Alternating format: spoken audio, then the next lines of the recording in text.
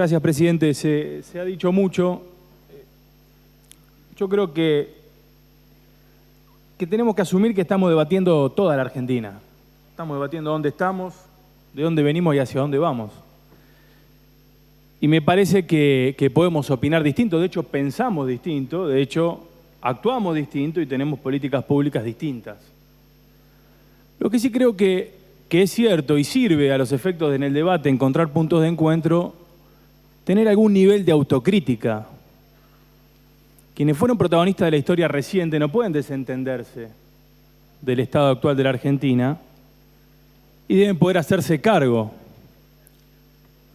Y deben poder, desde el lugar de la autocrítica, buscar el punto de encuentro. Les digo por qué, porque si no hay autocrítica, se vuelve cinismo para los inteligentes, y si no hay autocrítica, quedan en ridículo los entusiastas que repiten sin saber, imaginando que la Argentina es lo que les quieren hacer creer o fue lo que le hicieron creer. Entonces yo pido que podamos reflexionar y que estén en desacuerdo, pero no sobreactúen, no se indignen en nombre de los jubilados, porque hay muchas cosas para revisar en la historia reciente respecto de cuáles fueron las políticas públicas del Estado argentino respecto de los jubilados de la Seguridad Social. Voy a empezar por el origen, más allá de la discusión de la creación del sistema previsional y solidario en la Argentina, que fue la privatización del sistema jubilatorio en los 90. En el año 1993, quienes hoy no entienden cómo el sistema previsional está como está, privatizaron el sistema jubilatorio. Los mismos, no los que están acá, los compañeros legisladores, jóvenes, muchos como yo. Pero en el año 93, en abril de 1993, se privatiza el sistema jubilatorio y en mayo, Domingo Cavallo va a Santa Cruz a asegurarle las regalías a Néstor Kirchner. Y 2 años después, en el año 95, Néstor Carlos Kirchner acompaña a Carlos Menem en su reelección y es reelecto gobernador de la provincia de Santa Cruz, convalidando esa política de privatización del sistema jubilatorio. Los mismos fueron después los que estatizaron el sistema previsional argentino. Y ahí uno podrá decir si fue correcto, si no fue correcto. Yo creo que fue correcto la idea de tener un sistema previsional solidario. Creo que tenemos que ir a reformar el sistema previsional porque así no se sostiene. Pero fíjense ustedes que en esa estatización no hubo una sola carta de las AFJP contra el Estado argentino, ni una carta documento hubo. Porque las AFJP se fueron justo en el momento en que tenían que empezar a pagar y liquidar alguna de las prestaciones. Ahora, ¿qué sucede cuando el Estado argentino recupera ANSES? Empieza el financiamiento. Empiezan a sostener un modelo de financiamiento del Estado argentino, empiezan a hacer una caja y empiezan a hacer negocios. Recuerden algo, a partir del año 2007 se cae el dogma de Néstor Kirchner, que era el superávit gemelo.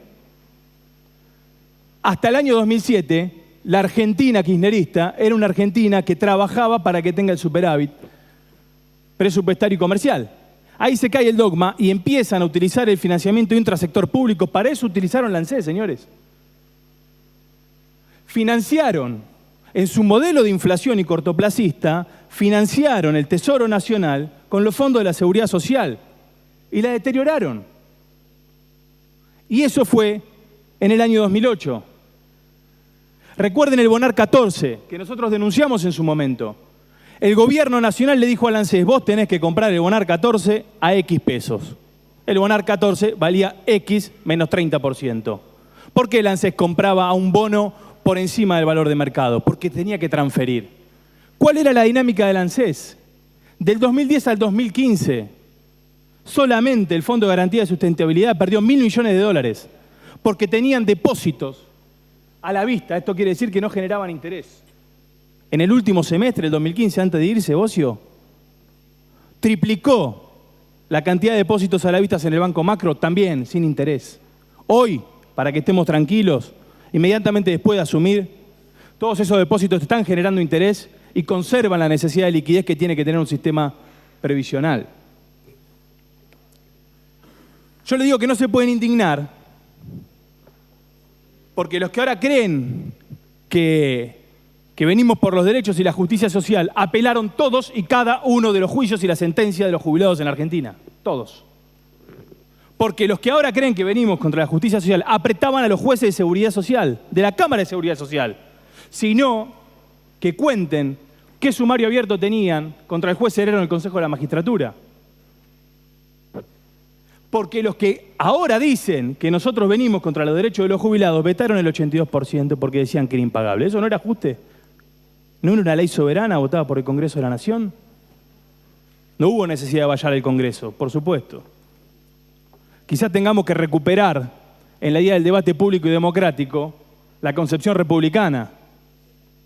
La democracia de las manifestaciones no es la democracia de las mayorías. Al diputado preopinante me viene a la cabeza que mencionó a Elisa Carrió porque decía que el pueblo no delibera ni gobierna sino a través de su representante. Le digo que es el artículo 1 de la Constitución Nacional y que todos juramos por ella. Así que de autoritario no tiene nada eso, sino que es reconocer el funcionamiento republicano y democrático de la Argentina. Ahora, también hay que decir la fórmula. Asumamos la situación. La fórmula de movilidad fue atada a la recaudación sobre beneficiarios porque habían dinamitado el INDEC. No había INDEC. No tenían forma. Y esa fue la discusión en el Parlamento. No tenían ni la más mínima idea de cómo actualizar porque el INDEC estaba intervenido por la pateta de Guillermo Moreno. ¿Saben cuánto era la inflación de Guillermo Moreno y del relato kirchnerista cuando se hace la fórmula de movilidad previsional? 7.5%. ¿Saben cuál era la inflación real en la Argentina? Del 25%. Entonces, ¿por qué fuimos a ese modelo? Fuimos a ese modelo porque no había otro. ¿Por qué no había otro? Porque necesitaban intervenir el INDEC, porque necesitaban negar, en definitiva, 30% de pobres y necesitaban negar el fracaso de su modelo económico y de desarrollo. Por eso intervinieron el INDEC. Ahora, ¿qué pasó con esa fórmula? Porque acá hay una discusión, acá lo que discutimos nosotros es una fórmula. Entonces, esa fórmula opera sobre cómo están esas variables, cómo se proyectan esas variables. Pues bien, con la fórmula anterior, en el año 2014, los jubilados perdieron con la inflación. Y gobernaba Cristina. Los jubilados estuvieron a la baja de la inflación, ganaron menos de lo que aumentaron los precios. Perdón, diputado, le pido una interrupción el diputado Solano. Déjame terminar o se puede, no sé cómo... Le pido en todo caso que se dirija a la presidencia. ¿Tiene que aceptar o rechazar la interrupción? Si yo no le doy, bueno... No. Bueno, le concede entonces la interrupción al diputado Solano. Sí. Le pido, diputado, que sea breve, dado que se trata de una interrupción. Gracias. Como fui aludido de manera directa, una aclaración nada más. Cuando en Cambiemos, en las listas, hay varios ruralistas que cortaron las rutas durante más de un mes continuado para que se eliminen retenciones. Ahí el artículo 1 de la Constitución no les importó. Continúe, diputado. Una aclaración. Entiendo que no hubo una alusión directa a su persona. Digo, para la próxima, en todo caso, que lo tenga en cuenta. Ahora sí, perdón la interrupción y la extensión de mi explicación. Le pido que siga, diputado Reyes. No, me parece bien. Ese es el derecho a protesta que está en otro artículo de la Constitución y es válido. El corte, la protesta, hay que regularlo, por supuesto, pero no tiene nada que ver con la representatividad del pueblo. El pueblo delibera y gobierna a través de sus representantes elegidos democráticamente. Eso es lo que yo decía. Ahora, las fórmulas, las movilidades con las fórmulas. Decía, 2014 fuimos a la baja con Cristina y 2016 fuimos a la baja con este gobierno. Los jubilados perdieron. Entonces lo que nosotros estamos discutiendo es cómo operan las variables. Y ahora me voy a referir a la fórmula nueva y ver. Y quiero hablar del pacto fiscal. Vamos a hablar del pacto fiscal. El pacto fiscal lo firmaron todos los gobernadores porque lo que se está discutiendo en la Argentina es cómo reordenamos un profundo deterioro de las cuentas públicas con un déficit fiscal galopante, con incapacidad de crear empleo privado manifiesta, con una inflación que tenemos que domar y que la queremos domar sin cerrar el grifo, gradualmente, de modo tal que podamos sostener niveles de actividad y niveles de empleo. Y el pacto fiscal tiene que ver con reordenar el sistema tributario argentino y permitirle a las jurisdicciones subnacionales a que puedan administrar de mejor manera los impuestos directos y quedarse la nación los impuestos indirectos. Ahora, el pacto fiscal lo firmaron todos, inclusive Alicia Kirchner. No hubo ningún revólver en la cabeza en una provincia que está quebrada y que gobierna hace 26 años. El revólver en la cabeza, en todo caso, se lo pusieron los sucesivos gobernadores de la provincia de Santa Cruz, que no hace falta acá repasar quiénes fueron. Gobernadores de Santa Cruz, que si van a ver ustedes, el 90% del tiempo tuvieron en la presidencia de la Nación a gente amiga. Y quiero decir otra cosa sobre el pacto fiscal, porque el pacto fiscal lo que hace centralmente, para que se entienda, es terminar con la detracción que hacía el gobierno nacional de ese 15% coparticipable. Ahora, ¿saben qué pasó? Y esto es muy importante para verlo, la sociedad ni lo recuerda ni lo sabe. El 2 de diciembre, presidente, de 2015, 8 días antes de irse la presidenta de la Nación, hizo firmar a todo su gabinete, es decir, a todos sus ministros, un decreto que decía inmediatamente: devuélvase a las provincias el 15% de ganancias que va para los jubilados. El 2 de diciembre estamos hablando. Y el artículo siguiente decía: fíjense cómo financian a los jubilados con rentas generales. ¿Les preocupaba a los jubilados? Un decreto absolutamente temerario para dejar una bomba al gobierno de Mauricio Macri de Cambiemos, que tenía que asumir 6 días después. ¿Qué hizo el gobierno? ¿Derogó ese decreto? Por supuesto. Qué preocupación por los jubilados, ¿no? Tuvimos que derogar ese decreto e ir a hablar con los gobernadores, porque teníamos una sentencia de corte de 3 provincias que nunca le habían dado bolilla, y que la presidenta, el último día, no así como cuando le obligaba a la corte a restituir al procurador en Santa Cruz, la presidenta el último dijo: yo voy a cumplir el fallo de la corte, y regaló el 15% de ganancias del ANSES, y lo firmaron todos los ministros. Todos. Ahora, bueno, ¿qué pasa con el sistema jubilatorio argentino? Tenemos un problema, todos lo sabemos. Tenemos un grave problema de hace muchos años. Hay una cuenta pendiente con los jubilados que tiene este gobierno, que tiene la sociedad y que tenemos todos nosotros. Pues son nuestros abuelos, vamos a ser nosotros y van a ser nuestros hijos. Ahora, tenemos que asumir y todos tenemos que darnos cuenta que es insostenible el sistema previsional como está. Uno puede discursiar, decir, sí, piripipi, pero es insostenible. Y la verdad que si no afrontamos este tema con rigurosidad, por más que podamos discursiar y mañana pasamos nosotros y vienen otros, a la larga, la van a pagar los más débiles. ¿Cómo la están pagando? El sistema previsional argentino se financia 56% con aporte de los trabajadores y el 44% de financiamiento del Tesoro. Es una desproporción enorme. Nosotros tuvimos, y una medida justa, la incorporación a la moratoria que convalidamos con el gobierno estableciendo la pensión universal a la vejez, pero nos estamos dando cuenta que la curva no da. El déficit primario de ANSES es altísimo. La transferencia tributaria no puede sostener eso, tenemos que repensarlo.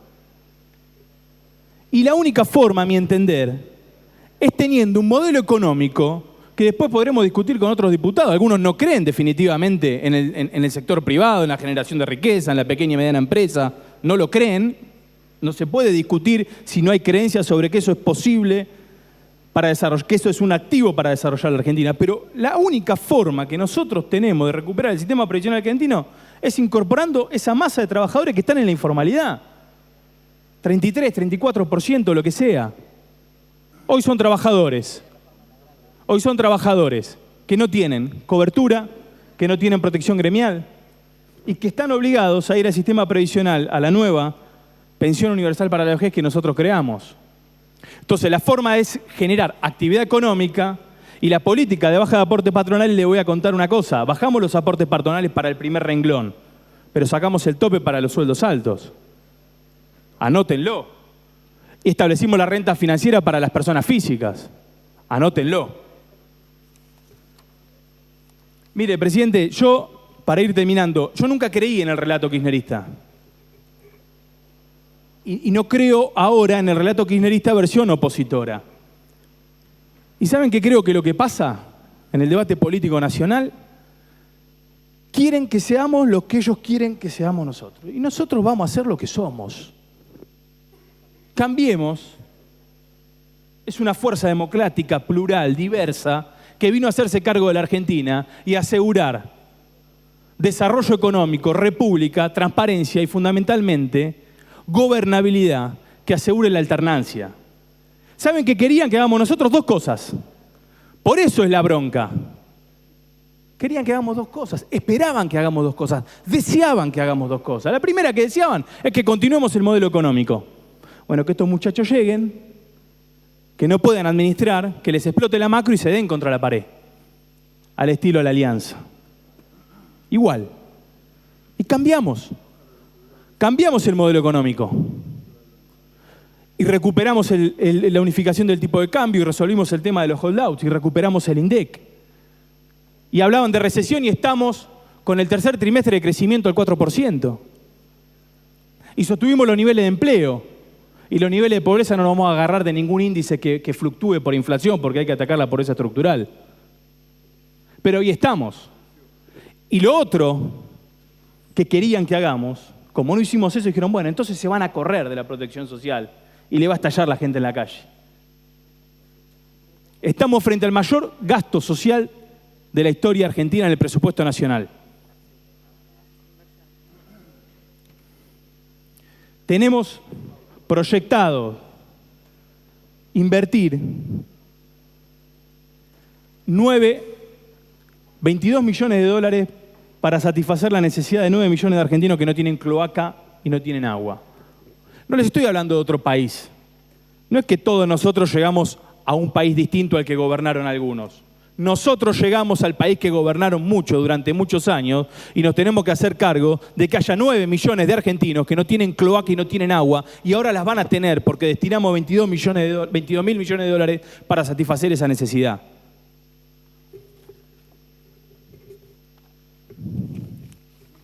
Entonces, señor presidente, quiero poner blanco sobre negro y hacer algunas cuentas para que la mentira de algunos no termine de convencer al resto.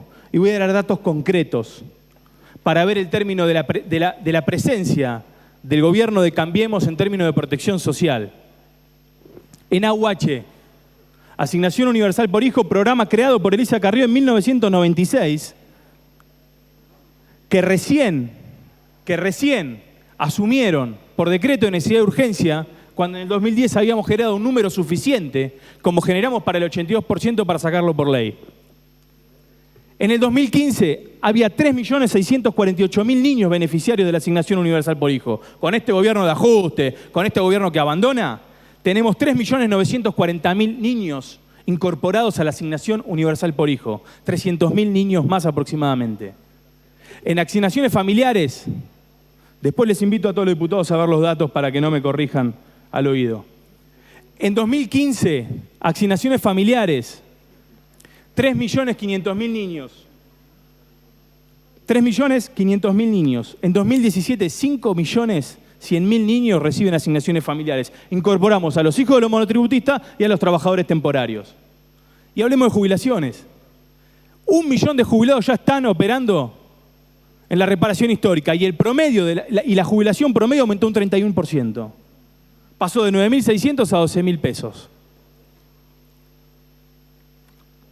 Más allá del 82% móvil que parecía imposible, pero que ahora todos los jubilados de la mínima que hayan hecho aporte van a tener.